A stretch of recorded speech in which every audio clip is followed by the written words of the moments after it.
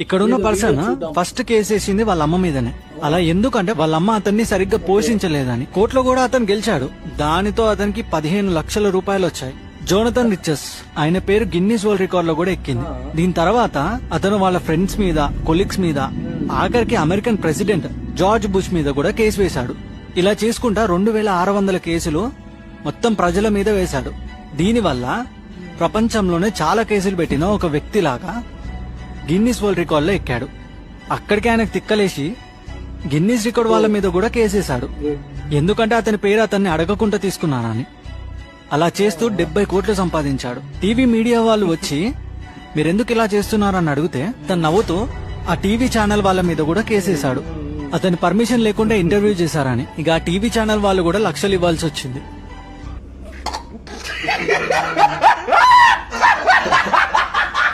భలే ఉన్నారు కదా.